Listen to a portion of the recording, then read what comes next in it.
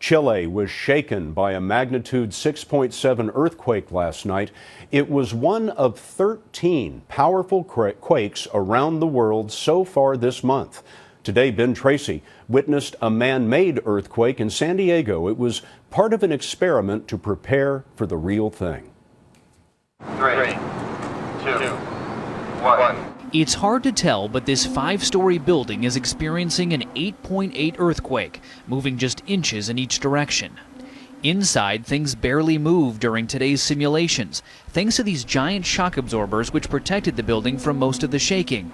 It was an unprecedented test of so-called base isolators.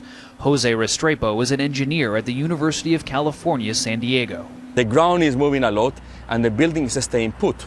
It's like it's been hung from the air for a while the earthquake moves. Similar seismic improvements are being made on the Bay Bridge in San Francisco.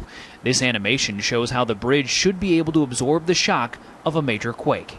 This is utterly unique. It has not been done. Mike Gardner heads the California Seismic Safety Commission and says today's building test was one of the most realistic ever done. We have lots of data on buildings that have been shaken in real earthquakes and how they have failed, but we have not been able to measure during the course of the shaking what happens to the building, and that's a real key.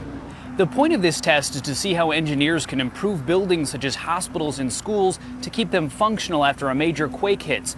So while this may not look like much from the outside, inside it's very realistic.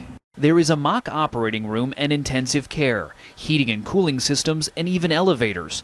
The building sits on top of powerful hydraulics that can simulate nearly any earthquake. 1994 Northridge earthquake. One test simulated the 6.7 magnitude quake that hit Northridge, California in 1994. We're having an aftershock right now, people. 57 people died and the quake caused $20 billion in damage. Since then, thousands of structures in California have been retrofitted to withstand even stronger quakes. And researchers here in San Diego have plans for more tests next week. They're actually going to take those shock absorbers out from underneath the building and see what kind of difference it makes. And Scott, they're telling us they expect a lot more damage. Fascinating, Ben. Thanks very much.